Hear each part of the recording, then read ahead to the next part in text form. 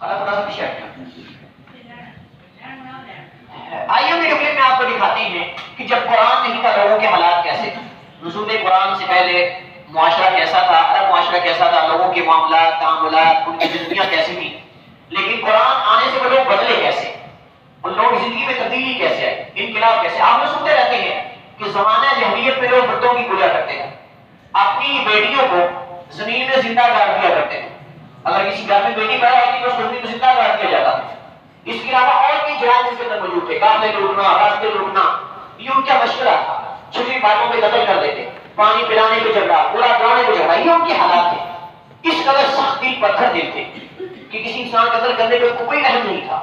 لیکن جب اسلام آیا، جب قرآن آیا، جس قرآن کو پڑھنے سے وہ پتھر دل جو سخت دل تھے وہ نرم ہو گئے. تو ان کی زندگی میں تبدیلی انقلاب آیا. آئیے ہم دیکھتے ہیں قرآن سب سے پہلے مکہ میں نازل ہوا. ہم دیکھتے ہیں کہ قرآن سے پہلے مکہ کے حالات کیسے تھے اور بیت اللہ کے حالات کیسے تھے. تو اس کا خیالی ویڈیو ہمارے سامنے موجود ہے. یہ خیالی ویڈیو حقیقی نہیں، یہ خیالی ہے.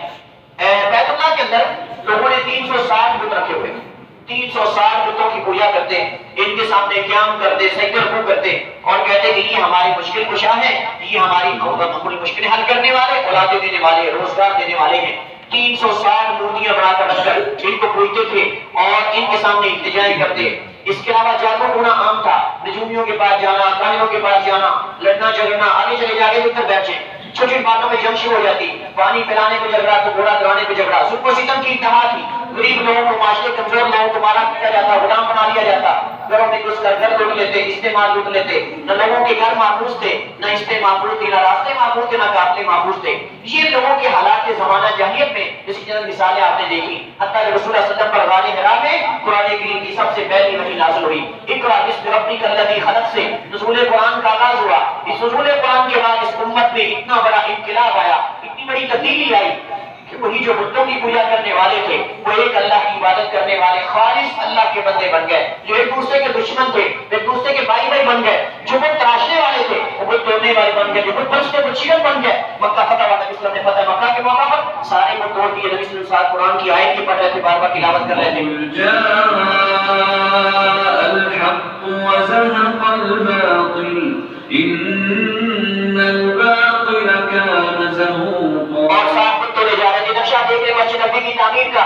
سب سے پہلا اسلامی مرکز، سب سے پہلا مدرسہ نبی صلی اللہ علیہ وسلم کی مسجد ہے، مسجد نبی ہے، جو مدینہ ہجرت کر کے مدینہ تشریف لائے. تو آپ نے مسجد نبی کی تعمیر کی، مسجد قباء کے بعد پھر آپ اس کی بنیاد ہے، پورا قدم حصہ لیا. اور یہ سب سے پہلا مدرسہ یہی ہے جہاں سے قرآن سیکھا گیا، دین سیکھا گیا. اسلام سے نبی کے صحابہ نے اللہ کے نبی سے تعلیم کا تربیت دی. یہ نبی سے تربیت لینے والے صحابہ اسلامی لشکر مدینہ سے نکلے اسلام کا پرچم لے کر، قرآن کی دعوت لے کر، توحید کی دعوت لے کر. چند سالوں میں دیکھیے اسلامی لشکر کہاں تک پہنچے، کتنے علاقے فتح ہوئے. اللہ نے فتح کامیابی سے نوازا کیونکہ یہ قرآن پڑھنے والے، قرآن پہ عمل کرنے والوں کی اللہ فتح کامیابی دیتا تھا. اللہ قرآن کریم میں فرماتا ہے إليك لتخرج الناس من الظلمات إلى النور بإذن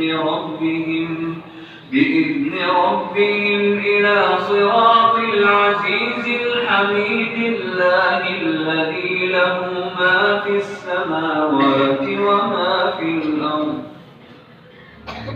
تمہاری بہنوں دیکھیں یہ لوگ قرآن کریم کو پڑھ کر اس پہ عمل کر کے ترقی کی طرف گئے، لیکن آج ہم مسلمان اس قرآن کو چھوڑ کر پستی کی طرف جا رہے ہیں. تو اس لیے ہمیں چاہیے ہم اپنا عمل بہتر کریں، اس قرآن کی زندگی کے مطابق گزاریں. نبی صلی اللہ علیہ وسلم کا اخلاق قرآن تھا، زندگی نبی صلی اللہ علیہ وسلم کی ساری قرآن کریم کے مطابق تھی. اور وہ کام کریں جو اللہ کے نبی نے ہمیں بتا کر گئے ہیں، جو اس قرآن نے ہمیں بتایا ہے، اور ان کاموں سے بچنے کی کوشش کریں جن کا قرآن نے ہمیں بچنے سے